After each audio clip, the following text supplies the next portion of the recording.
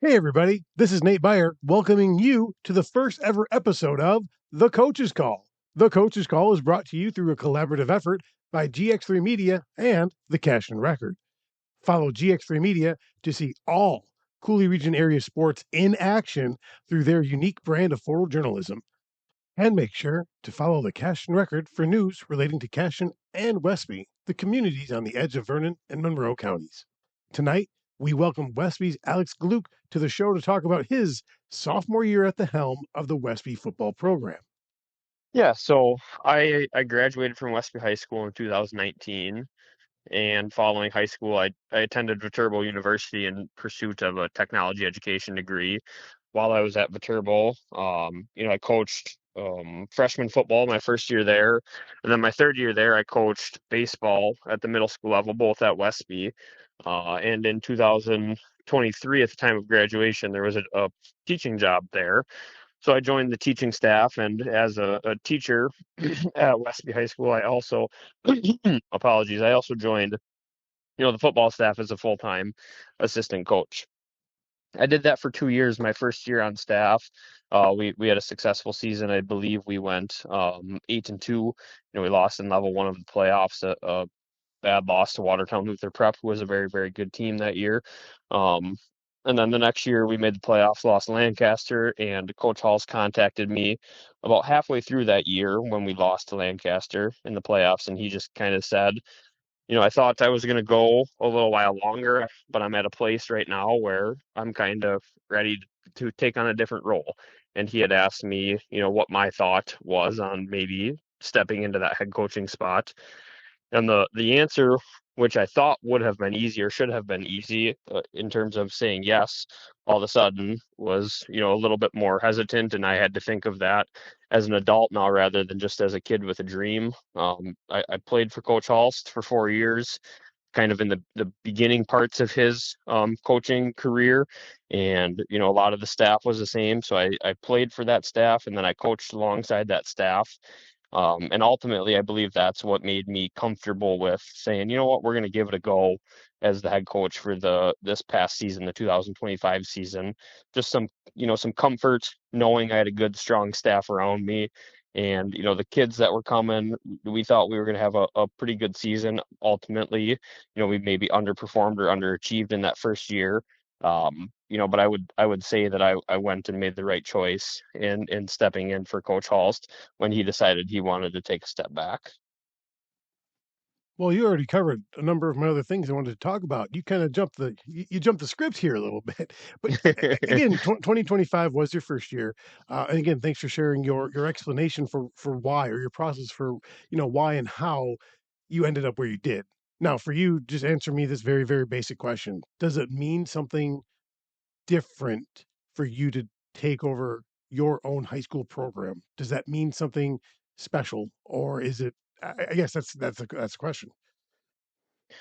I think there's a bigger legacy piece attached to it, being that I played for Westby. Um, a lot of the things that go into really doing anything is, can I leave this place better? And if I ultimately thought that I don't know if I can take this program and make it any better, then, my answer would have had to have been no. But being that I played here, we had some successful years. You go back into the 70s and 80s, Westby football has a rich tradition. And, I know that both as a kid, and a player, and as a coach now.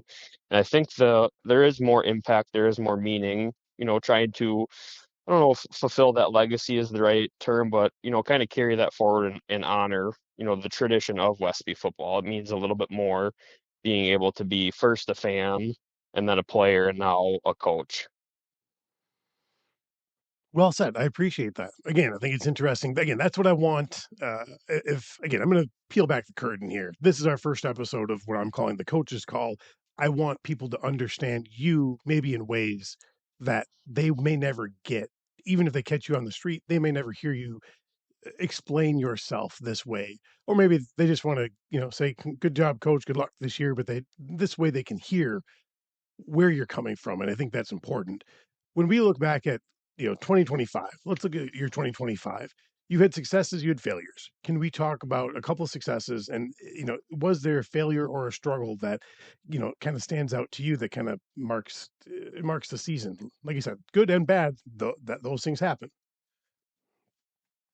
Yeah, I guess I don't know that I can pinpoint, maybe a success or a failure. I can kind of give you some thoughts on the year in whole. Obviously every year starts with great excitement. We started with March, April, May meetings, just figuring out, all right, who's going to be around, what are we going to have, who's excited, here's our new offense, here's our new defense, and great excitement in the spring. And then as summer rolls around, you find out, these two, three, four kids aren't playing. It's like, all right, that's a bummer, but here's who we got. I mean, we got our 45 guys, whatever, on August 3rd or 4th, whatever the start date was. And there's great excitement there. And we preach to the guys, it's about us, it's about what we're trying to do. Um, we had a grueling non-conference schedule. 2 years ago, we were in a pinch for both weeks 1 and 2. We had to travel to Wausau East, sign a 2-year contract with them. That's a Division II school. I don't remember what their enrollment was. It was near 1,000. Just a really tough Division II school, far bigger than we are, to open up the season. So that, I mean, luckily we invited them at home. But we had our hands full. They had athletes all over the field, and we competed. We were able to look at tape and see areas where we could improve, which we thought we did entering week 2, which didn't necessarily get any easier. Another scheduling pinch. We had to get Blackhawk Warren for a week 2 game, who's a Division 7 powerhouse. So a smaller school, but a team who has been to Madison quite a bit lately and is just a program of success. So when you open up with those two teams in your non-conference, and unfortunately we went 0-2, I thought we competed really well against Blackhawk, but it's tough to start the year after you grind for 2 weeks of August camp, and then you open up with those two games with Wausau and Blackhawk. It's just kind of a dull way to start the year. And I give credit to our kids. We traveled to Black River week 3 to open up conference play, and we won a tight one there by a score. So the ability to respond, I think, to maybe some not so fortunate situations or some scheduling, just because that's what had to happen. I think I give a ton of credit to our kids just staying with it. And then, I don't remember the season week by week, but the Cooley Conference is tough. The top of the conference is really tough. West Salem and Aquinas are always going to be at the top. Arcadia is always a really, really good football team. Um, Luther's strong, and then everybody can play. So there's really no free weeks in terms of that. And we just kind of picked our way through the conference. You lose some guys for a game or two, and you figure out next guy up. And we had a lot of guys step into roles that they hadn't played before, for a game, even just to get the next guy back from injury. So those were some of the successes, I guess, and some of the failures. And the failures kind of mold into successes, I guess. Maybe that's just a way to cop out of it. But I guess that's how I feel. Again, that's interesting. Again, every coach I think kind of looks at success failure differently. Some will look at their season one way, some will look at it another. There's nothing wrong with that. Again, it's useful to see that insight. Again, last year you didn't make the playoffs, under 500. In terms of win loss, it doesn't look like a successful season. But for you as a first year head coach, do you feel as though your first season had more successes and failures? No, I wouldn't say that. I think there was a lot of growth and a lot of maturity on my end, learning how to be a varsity football coach and how to coach these young men. Um, I think we had pieces to be better. I think we dropped some games that we shouldn't have. Um, were there some silver lining moments? Yes, there sure were. We closed the year at week 9 home against Get, and judging by the playoff calculations, we still somehow um, were in the conversation. We weren't in it, but we were within 4 spots of, if these games fall the right way, we could qualify. And if we qualified at 3-6 or whatever our record was, to be honest with you, Nate, I don't even remember. If we qualified at that, I don't think that makes the season a success either. I think the way Westby football is, we want to, and we should be a 500 football team. That's kind of what we should be. It's kind of who we are supposed to be. Um, so I'd say some growth on my part, learning how to coach the kids, learning where kids should be. Those, I guess, would be the successes on my part. And unfortunately, the letdown of the kids that graduated, that they maybe didn't they were learning targets. I guess that's maybe not the best way to say it, but that season helped me learn how to coach football. Let's parlay that into this year. All right. You learned some things. Is there one thing that really stands out for you, something that you have taken into this year to improve on yourself? Yeah, we've taken a huge change of philosophy in what we do to prepare our kids for football games. Coming in as a first year head coach, really the only things or the only thought you have is what you had already known, whether that be as a player or as an assistant coach, and that is, all right, football's hard. We got to make these practices hard. We got to beat the snot out of these kids, and that's going to be the only way they're ready to play football on Friday nights. And the biggest change that we've come to as a coaching staff is, our numbers are low. There's no hiding that. We have at most 40 kids. We need to get to Friday nights healthy. So how are we going to do that? Well, we're going to sprint and we're going to lift every day. So, Mondays are sprint and lift days. Tuesdays are just sprint days. Wednesdays we'll lift. No, sorry, Wednesdays we'll sprint. Thursdays we'll lift, and that leaves us with a little bit over an hour of time on the football field each day. So that means our practice plans have to be better. We have essentially half the time on the football field, so we have to be more efficient. We have to do better with our planning and figure out, all right, what's actually needed to get ready to win a football game on Friday night, because the first half of practice is about getting the kids' bodies ready. And then the second half, when we get down there, that's got to be the mental part of it, where we as coaches are starting to put them in the right spots and starting to show them the right things. So that, I guess, would be the biggest schematic change entering the season, is just our philosophy in terms of game prep and week prep, and not so much the grind of the season, but how do we get our guys healthy, fresh, fast on Friday nights? You're entering your second season. First day of practice. What are you looking forward to? First day of practice, first week. How do you view this time of year and trying to implement what you just talked about? All these, some new coaching strategies per se. Like I mentioned earlier, the first day of the first week brings excitement, and I think we have to ride that excitement. For the kids, we have to keep them excited.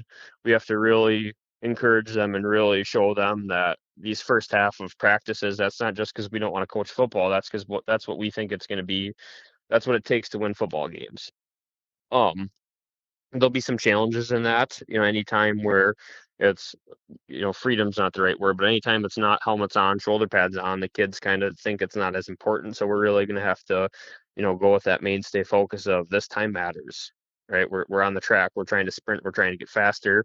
We're in the weight room. We're pushing the weight. We're doing what it takes to be strong. And, I think we can use what last year was as a reminder. What we did last year didn't work. We tried to grind it out. We tried to, just work harder than everybody else, and that just didn't work. Right? We finished the year 3-6. We had, let's just say, two or three more wins that we could have had or should have had. And the mindset this year is, let's finish the year with, there's no could have, should have. So let's win the games we can. Let's compete in the games we can't win, or maybe won't win, is a better way to put that. And that's kind of just got to be the focus. We enter the year with week 1 at Royal, and then week 2 we're supposed to host Dodgeland at home. So our non-conference schedule is quite a bit different than a year ago. Not that either one of those teams is an automatic win. Royal was a playoff team a year ago. They're going to test the heck out of us. But it provides some excitement. There's not we got to play Wausau East and Blackhawk to open this thing. No, there's excitement. Week 2, weeks 1 and 2, we have Black River week 3. So our eyes are big.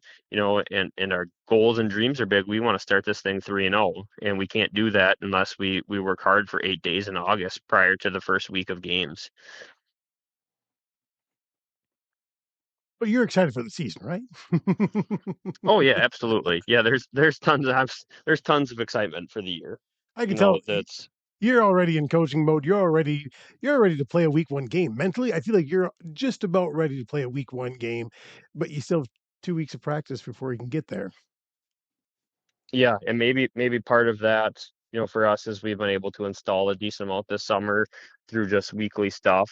So it feels like the boring part of football, it's not all the way done. There's obviously still install stuff that's got to happen and formations and whatnot, but we're gonna hit the field tomorrow and it's gonna be, very light review and we're playing football and whatever that looks like in practice. There's the teaching points are always going to be there. It's going to be, you know, very, very specific to the kids because the schemes will have been learned already through work last year and through work over the summer. So, I think we're a year ahead of where we were. Obviously, everybody's a year ahead, but when we come back with essentially the same skill players on both sides of the ball, um, there's just a lot of excitement in that you don't have to be so elementary in what you're doing. If there's one thing that you want people to come watch when they come watch Westby football this year, what do you hope they walk away saying or talking about your football team this year? I hope when teams watch us and people watch us on Friday nights, they see a team that's fast, fast to assignments, fast to the ball. I would like people to go with that, and then I would also like people to leave a Westby football game and think, right, this is a real football team. We're not going to be thinking, can this team win 3 or 4 games? I hope teams can get there and say, all right, what kind of damage can they do in the playoffs? Right? Can they get into the playoffs? Can they make some noise in there? And I hope teams and fans can see that after the first week and even after the scrimmage, to be honest with you. A lot of that, I think, if we play fast, if we play physical, fans and teams will just see hopefully a different side of Westby football where it's just like this team could win some playoff games this year.